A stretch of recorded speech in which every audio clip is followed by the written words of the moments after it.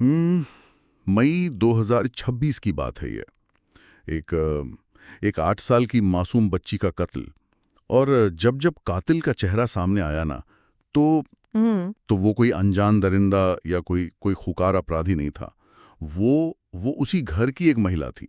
जिसे वो बच्ची बड़ी माँ कहती थी। बिल्कुल बड़ी माँ कहकर बुलाती थी। अब सवाल ये उठता है कि दुनिया की सबसे सुरक्षित जगह यानी कि हमारा अपना परिवार, वो अचानक एक खौफनाक एक क्राइम सीन में कैसे बदल जाता है। यही तो सबसे डरावना पहलू है इस केस का। हाँ, तो आज के इस गहन विश्लेषण में हम लोग इसी सवाल की तह तक जाने की कोशिश करेंगे। हमारे पास बिहार के किशनगंज जिले के दुर्गापुर गांव की इस घटना से जुड़ी पूरी पुलिस जांच रिपोर्ट है, फोरेंसिक तथ्य हैं और गांव वालों के शुरुआती बयान भी हैं। हाँ, वो बयान भी हैं। तो हमारा मकसद यहाँ सिर्फ एक सच्ची घटना की एक क्राइम स्टोरी सुनाना नहीं है। हम उस मनोवैज्ञानिक अंधेरे को समझना चाहते हैं जो अक्सर बंद दरवाजों के पीछे पनपता है। बिल्कुल। हम अक्सर परिवारों को ना एक एक शांत झील की तरह देखते हैं, बाहर से सब एकदम शांत। लेकिन आज हम देखेंगे कि उस शांत सतह के नीचे ईर्ष्या और नफरत का भंवर कैसे बन रहा होता है। देखिए, ये वाकई एक बहुत ही जटिल और परेशान करने वाला विषय है, क्योंकि जब हम अपराध के बारे में सोचते हैं ना, तो दिमाग में क्या आता है? कोई गुंडा, मवाली? हाँ, दिमाग तुरंत एक छवि बना लेता है। कोई बाहरी व्यक्ति होगा, कोई अंधेरी गली होगी, या फिर कोई पुरानी दुश्मनी। लेकिन जब खतरा आपके अपने घर की चारदीवारी के भीतर से आता है, तो इंसान का जो पूरा का पूरा रक्षा तंत्र है, जो डिफेंस मैकेनिज्म है, हाँ, जो डिफेंस मैकेनिज्म है, वो पूरी तरह से फेल हो जाता है।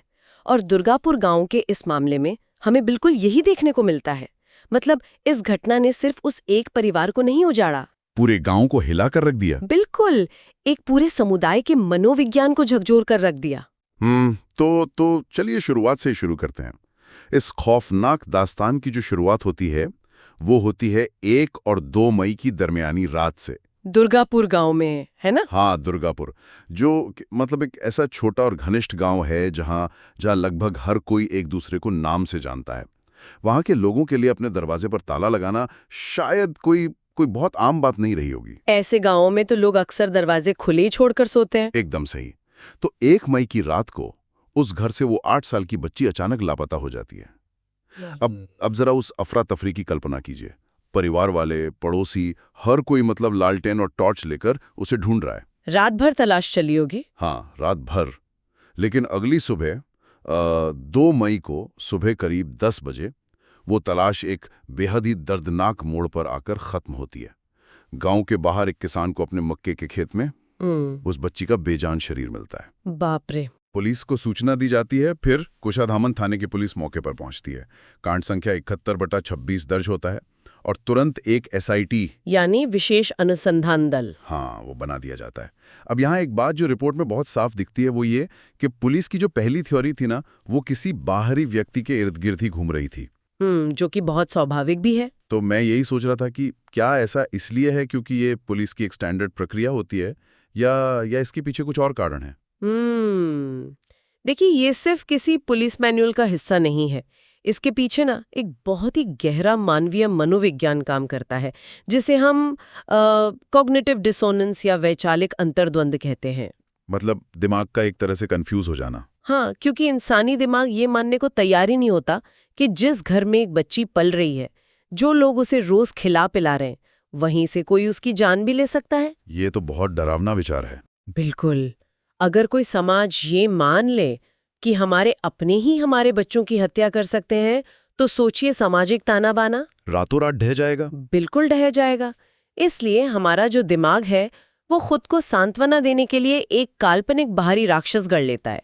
और पुलिस अधिकारी जो होते हैं, वो भी तो इसी समाज का हिस्सा होता है ना। हाँ, वो भी इंसान ही है। तो जब वे क्राइम सीन पर पहुंचते हैं, तो वे भी अवचेतन रूप से सबकॉन्शियसली यही उम्मीद कर रहे होते हैं कि कातिल कोई बाहरी व्यक्ति ही हो, कोई अजनबी हो। आपकी बात बहुत तर्कसंगत लग रही है, लेकिन अगर हम इसे अपनी रोजमर्रा की जिंदगी से थोड़ा जोड़कर देखें, तो क्या यही वही मनोविज्ञान नहीं है जो हमें अपने ही परिवार के सदस्यों की जो टॉक्सिक जो जहरीली आदतें होती हैं, उन्हें नजरअंदाज करने पर मजबूर करता है? बिल्कुल, आप सही दिशा में जा रहे हैं, है ना? मतलब हम अक्सर देखते हैं कि लोग अपने करीबी रिश्तेदारों की हिंसक या बहुत अपमानजनक बातों को ये कहकर टाल लेते हैं कि अरे वो तो बस ऐसे ही बोल देते हैं, उनका वो मतलब नहीं था। हाँ, गुस्से में कह दिया होगा। हाँ, तो क्या हम वहां भी यही कॉग्निटिव डिसोनेंस इस्तेमाल कर रहे होते हैं? आपने एकदम सटीक नस पर हाथ रखा है। ये एकदम वही तंत्र है। छोटे स्तर पर हम क्या करते हैं, पारिवारिक शांति बनाए रखने के लिए रिश्तेदारों की बुराइयों पर पर्दा डालते हैं।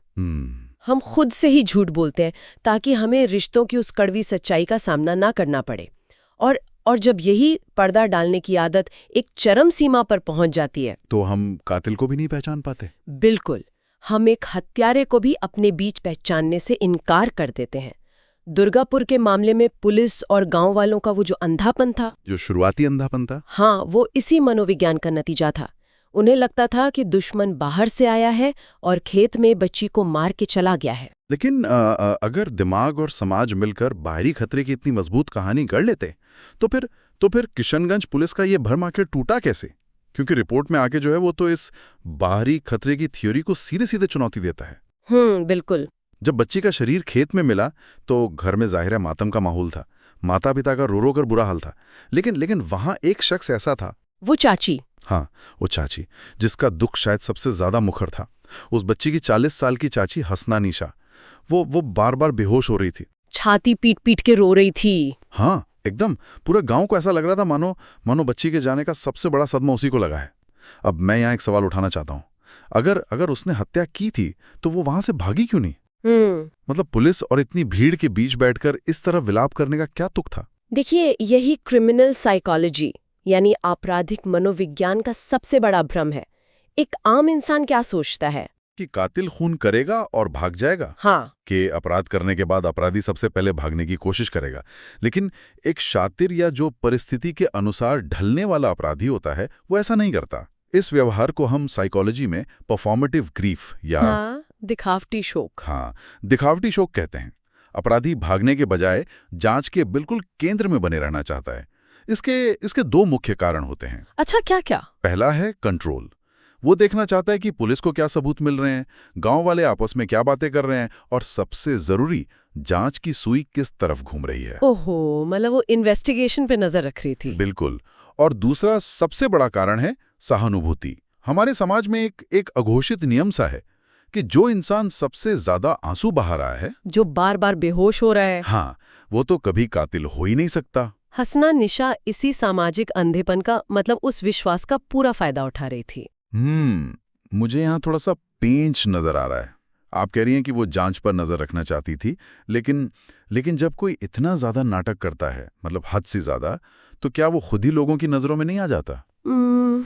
अति तो हर चीज की बुरी होती है ना। क्या बार बार बेहोश होना जांचकर्ताओं के लिए एक रेड फ्लैग या एक खतरे का संकेत नहीं बन गया होगा?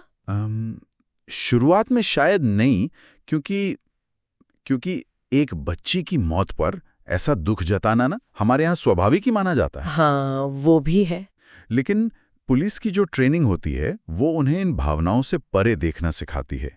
एक कुशल जांचकर्ता ना आंसुओं की मात्रा नहीं देखता, वो बयानों की निरंतरता देखता है। कंसिस्टेंसी। बिल्कुल। जब पुलिस ने परिवार के हर सदस्य से अलग अलग पूछताछ शुरू की तो हसना निशा के बयानों में बारीक बारीक विरोधाभास नजर आने लगे। वो अपनी बातों में उलझने लगी। हाँ, वो जो कह रही थी और बाकी लोगों का जो बयान था, उसमें एक टाइमलाइन या समय का गैप बन रहा था। और जब इंसानी बयान आपस में टकराते रहे तो पुलिस उस गवाह की तरफ मुड़ती है जो कभी झूठ नहीं बोलता। यानी विज्ञान और तकनीक। एकदम सही। और यहीं से इस जांच ने एक पूरी तरह से वैज्ञानिक करवट ली। जांच रिपोर्ट में ना टावर डंप डेटा और मोबाइल लोकेशन का जिक्र बार बार आता है। बहुत अहम सबूत था वो। हाँ, पुलिस ने जब डेटा खंगालना शुरू किया तो वो सारा का सारा जो डिजिटल फुटप्रिंट था वो उसी घर और विशेष रूप से हसना निशा की तरफ ही इशारा कर रहा था। लेकिन मैं इसे थोड़ा और गहराई से समझना चाहता हूँ। ये टावर डंप आखिर काम कैसे करता है? मतलब ऐसा क्या हुआ होगा कि उसके उन आंसुओं पर, उस सारे नाटक पर विज्ञान भारी पड़ गया? इसे समझने के लिए ना हमें उस रात की डिजिटल संरचना को देखना होगा। देखिए, टावर डंप कोई जादू तो है नहीं। हाँ। हर मोबाइल फोन, चाहे उससे उस वक्त बात हो रही हो या नहीं, वो लगातार अपने सबसे करीबी सेल टावर से संपर्क में रहता है, जिसे हम तकनीकी भाषा में पिंग करना कहते हैं। अच्छा, मतलब बैकग्राउंड में फोन टावर से जुड़ा रहता है। बिल्कुल। तो जब किशनगंज पुलिस ने मक्के के खेत के आसपास के सेल टावरों का डम डेटा निकाला, तो उन्हें उस विशिष्ट समय का, मतलब मर्डर के टाइम का सारा रिकॉर्ड मिल गया। अब जब कोई व्यक्ति दावा करता है कि वो रात को घर पर सो रहा था, तो उसका फोन घर के पास वाले टावर से जुड़ना चाहिए। एकदम सही। लेकिन अगर वही फोन आधी रात को उस खेत के सेल टावर के कवरेज एरिया में पिंग करता है, जहां लाश मिली है, हाँ, बाप रे, तो कहानी पूरी तरह बदल जाती है ना। बिल्कुल बदल जाती है। विज्ञान ने साबित कर दिया कि आंसू चाहे घर के आंगन में गिर रहे हों, लेकिन उस औरत का डिजिटल फुटप्रिंट उस मक्के के खेत में मौजूद था। मतलब डेटा ने हसना निशा के उस दिखावटी शोक के मुखौटे को तार-तार कर दिया। बिल्कुल तार-तार कर दिया। ये वाकई मतलब विज्ञान की एक डरावनी लेकिन अचूक ताकत है। आप अपनी शक्ल बदल सकते हैं, अपनी भावनाएं छिपा सकते हैं, लेकिन आप हवा में मौजूद उन अदृश्य सिग्नल्स को धोखा नहीं दे सकते। वो तो रिकॉर्ड हो ही रहे हैं। हाँ, तो जब पुलिस ने इन वैज्ञानिक सबूतों की कड़ियों को जोड़ा, तो शक पूरी तरह से यकीन में बदल गया। हसना निशा को हिरासत में लिया गया, थाने में सघन पूछताछ हुई, और फिर तो सच सामने आना ही था। हाँ, पहले तो वो मुकरती रही, लेकिन जब फोरेंसिक सबूतों का पहाड़ उसके सामने रखा गया ना, तो उसने टूटकर अपना जुर्म कबूल कर लिया। और उसका जो कबूलनामा था, वो शायद इस पूरी घटना का सबसे विचलित करने वाला हिस्सा है। मतलब दिमाग सुन्न हो जाता है सुन के। बिल्कुल, क्योंकि वो कबूलनामा उस मनोवैज्ञानिक अंधेरे की पूरी तस्वीर पेश करता है, जिस पर हम आज चर्चा कर रहे हैं। हाँ, उसने पुलिस को बताया कि घर में कुछ दिनों से मामूली बातों पर झगड़ा चल रहा था। मामूली बातों पर? हाँ, 1 मई की शाम को भी कोई ऐसा ही विवाद हुआ, और वो विवाद इतना बढ़ा कि वो गुस्से में अंधी हो गई और उसने उस मासूम बच्ची का गला घोंट दिया। लेकिन रुकिए, ये बात मेरे गले नहीं उतर रही है। मैं इस मामूली विवाद वाले तर्क को चुनौती देना चाहूंगा। बिल्कुल, पूछिए। क्या सच में घर में बर्तन खटकने या रोजमर्रा की छोटी छोटी बातों पर कोई इंसान इस हद तक जा सकता है कि वो अपनी ही घर की एक 8 साल की बच्ची का गला घोंट दे? मुझे ऐसा लगता है कि ये कोई तात्कालिक गुस्सा नहीं था, बल्कि इसके पीछे कुछ बहुत गहरी, कोई पुरानी और दबी हुई नफरत होगी। आपका यह संदेह 100% जायज है। और मनोविज्ञान में भी ना, हम इसे केवल मामूली विवाद नहीं मानते। तो फिर ये क्या है? इसे समझने के लिए हमें एक उपमा का इस्तेमाल करना होगा। देखिए, ये अचानक आया गुस्सा नहीं था। ये धरती के नीचे मौजूद टेक्टोनिक प्लेट्स की तरह है। Tectonic plates? मतलब जो भूकंप लाती हैं? हाँ, बिल्कुल वही। एक संयुक्त परिवार या एक बंद घर में छोटी छोटी ईर्ष्या, संसाधनों की कमी, कुछ व्यक्तिगत कुंठाएं या कहें वर्चस्व की लड़ाई, ये सब सालों तक एक दूसरे से रगड़ खाती रहती हैं। अंदर ही अंदर। हाँ, सतह पर सब शांत दिखता है, लेकिन नीचे एक भारी दबाव, एक प्रेशर बन रहा होता है। फिर एक दिन बर्तन खटकने या किसी छोटी सी बहस जैसी मामूली घटना, वो एक भूकंप का केंद्र बन जाती है। बिल्कुल, वो ट्रिगर बन जाती है और पूरा ढांचा ढह जाता है। यानी वो छोटी सी बात सिर्फ एक ट्रिगर थी, असली बारूद तो मतलब सालों से इकट्ठा हो रहा था वहां। हाँ, लेकिन उस वक्त दिमागी स्तर पर ऐसा क्या होता है कि इंसान एक बच्ची की जान लेने से पहले एक बार भी नहीं सोचता? मतलब हाथ नहीं कांपते उसके?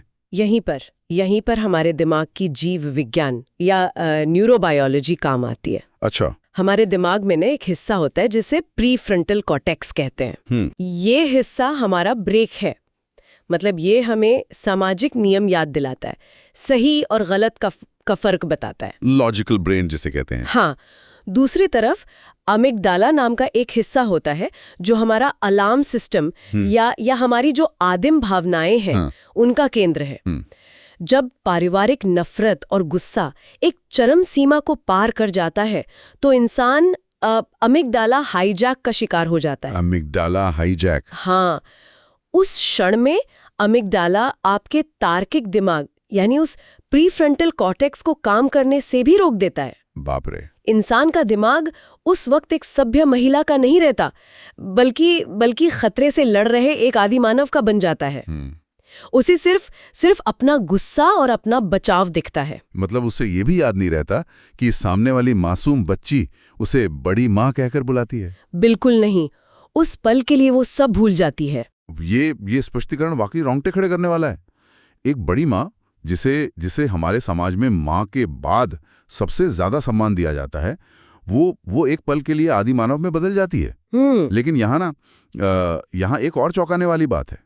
हत्या के वक्त तो चलिए हम मान लेते हैं कि वो अमिगडाला हाईजैक का शिकार थी। हाँ। लेकिन हत्या के ठीक बाद जो हुआ वो कोई आदिम प्रतिक्रिया नहीं थी। बिल्कुल नहीं। उसने लाश को ठिकाने लगाने की योजना बनाई, उसे उठाकर मतलब उस रात के अंधेरे में मक्के के खेत में फेंका, खून से सने कपड़े घर में कहीं छिपा दिए, जिन्हें बाद में पुलिस ने उसी की निशानदेही पर बरामद भी किया। अगर कोई गुस्से में अपना आपा खोकर कुछ ऐसा करता है तो बाद में उसे पछतावा होना चाहिए ना, सदमे में आना चाहिए। लेकिन यहाँ तो वो एक पेशेवर अपराधी की तरह सबूत मिटा रही थी। इस विरोधाभास को कैसे समझें? ये बहुत ही महत्वपूर्ण अवलोकन है आपका, और अक्सर ना अदालतों में भी ये बड़ी बहस का विषय बनता है। अच्छा। हाँ, देखिए, अमिगडाला हाईजैक बहुत कम समय के लिए होता है। जैसे ही वो चरम क्रोध उतरता है ना, तो यहाँ जिकल दिमाग वापस आ जाता है। हाँ, तार्किक दिमाग वापस सक्रिय होने लगता है।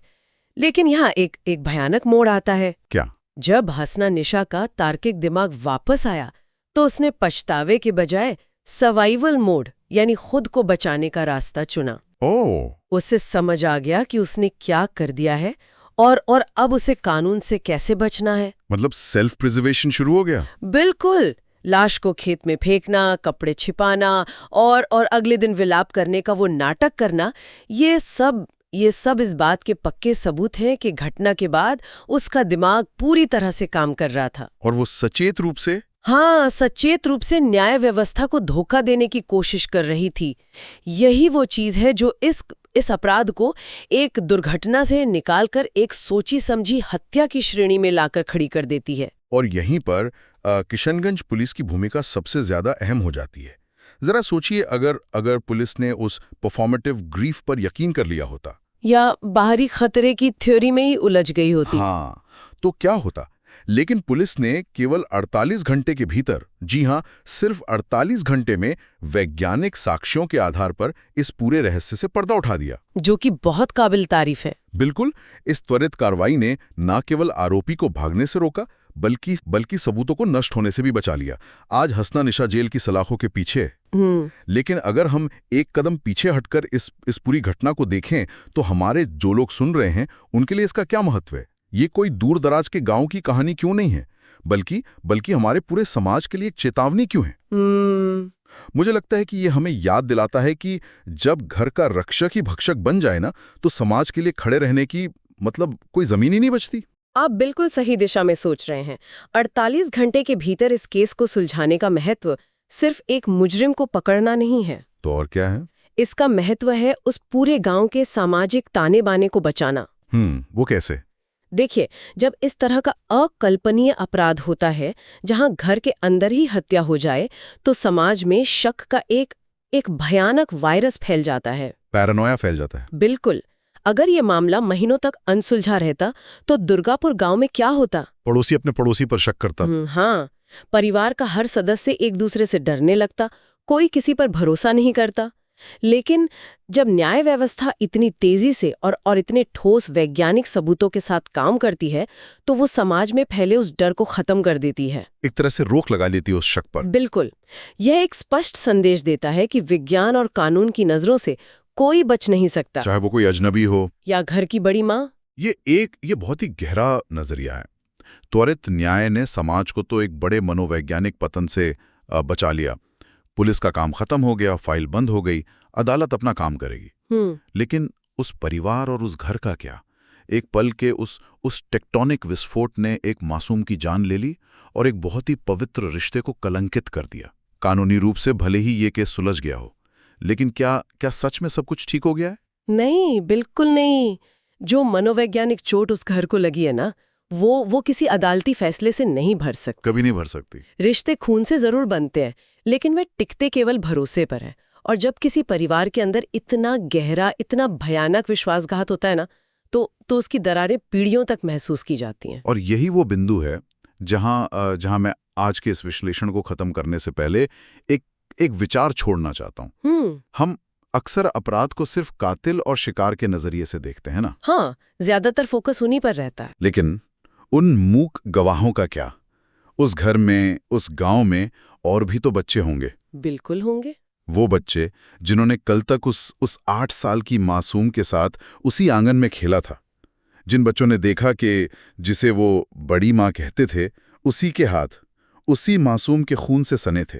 मतलब वो सोचकर ही सिहरन होती है। हाँ, जब रक्षक के हाथ इतने निर्मम हो जाएं, तो क्या वे बच्चे अब कभी अपने किसी रिश्तेदार के लाड़ प्यार पर पूरा भरोसा कर पाएंगे? शायद कभी नहीं। क्या उन्हें हर दुलार के पीछे एक छुपा हुआ खतरा महसूस नहीं होगा? सोचने वाली बात है। ये एक ऐसा खामोश और चुभने वाला सवाल है ना, जिसका जवाब विज्ञान या कानून की किसी किताब में नहीं मिलेगा। नहीं मिल सकता। ये उस गांव के मनोविज्ञान पर एक ऐसा घाव है जो शायद कभी पूरी तरह से नहीं भरेगा। बिल्कुल। और दुर्गापुर के बाहर का वो जो मक्के का खेत है, वो अब सिर्फ फसल उगाने का एक साधारण टुकड़ा नहीं रहा। गांव वालों के लिए और खासकर उस परिवार के लिए वो खेत हमेशा के लिए एक मासूम के उसके आखिरी चीख और टूट चुके भरोसे का एक डरावना स्मारक बन गया है। एक बहुत ही खौफनाक स्मारक। एक ऐसा स्मारक जो उन्हें हर दिन ये याद दिलाएगा कि अंधेरा सिर्फ बाहर की अनजान गलियों में नहीं होता, बल्कि कभी-कभी हमारे अपनों के साये में भी खामोशी से पनपता है। बिल्कुल। और जब वो बाहर आता है तो सब कुछ तबाह कर देता है। इसी भारी लेकिन एक जरूरी विचार के साथ हम आज के इस गहन विश्लेषण को यहीं विराम देते हैं। आगे भी हम ऐसे ही अहम और अनसुलझे पहलुओं के तह तक जाते रहेंगे।